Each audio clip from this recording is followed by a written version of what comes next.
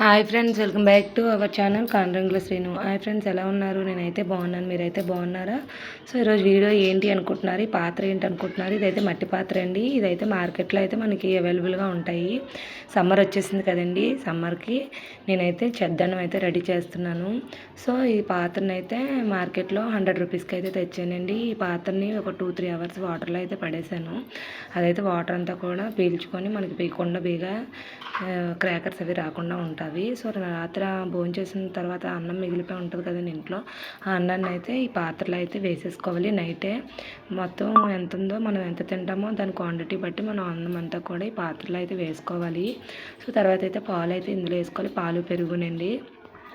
So ఈ పాత్రలోనే పాలు పెరుగు వేసి రైస్తో పాటు పెరుగులా తోడేస్తాము. సో రైస్ వేసాను, తర్వాత అయితే పాలు అయితే వేస్తున్నానండి. సో తర్వాత అయితే పెరుగు కూడా వేయాలి. ఇవైతే గేదె పాలండి, నేను వేస్తున్నాను. ఏ పాలైనా అవైలబుల్గా ఉంటే వేసుకోవచ్చు. పాలు అయితే వేసాను, 1/2 లీటర్లో సగం వేసుకుంటే సరిపోతుంది. తర్వాత అయితే పెరుగు అయితే 2 స్పూన్స్ వేసానండి, 3 స్పూన్స్. సో నా దగ్గర పెరుగు ఉంది కాబట్టి నేను వేసుకున్నాను, లేదంటే చిన్న తోడుకి వేసుకుంటే సరిపోద్ది. సో మొత్తం కూడా ఎక్కడా కూడా ఉండల్లా లేకుండా రైస్ మొత్తాన్ని కూడా బాగా అయితే కలిపేసుకొని మిక్స్ చేసేసుకోవాలి.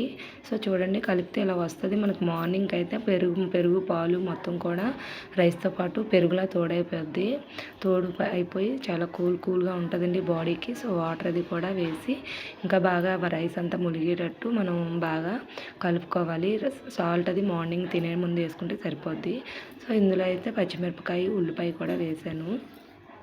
మార్నింగ్ అయితే చాలా బాగా అయితే ఇవి తోడైపోయి వాటర్ అంతా కూడా రైస్ అంతటికి అప్డేట్ చేసుకుంటుంది. ఇదైతే టిఫిన్ కన్నా మన హెల్తీ ఫుడ్ అండి. మనకి హెల్త్ కూడా చాలా బాగుంటుంది. రోజు సమ్మర్లో ఇదైతే తింటూ ఉంటే మనకి చాలా ఆరోగ్య సమస్యలు అనేవి రావు.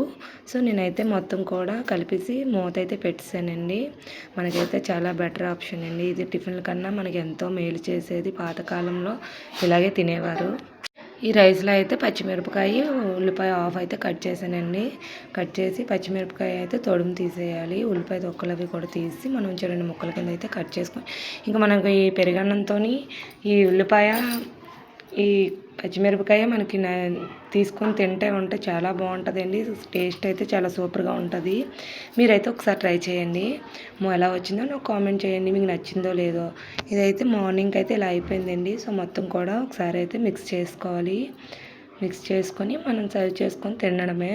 సో నేను తింటున్నాను, టేస్ట్ అయితే చాలా బాగుంది.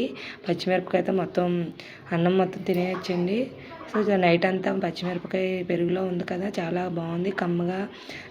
మనకైతే చాలా తింటుంటే ఒక ఫీలింగ్ ఉంటుంది. సో వీడియో నచ్చినట్టయితే లైక్ చేయండి, షేర్ చేయండి. మళ్ళీ సరికొత్త వీడియో ముందుకు వస్తే ఓకే, బాయ్.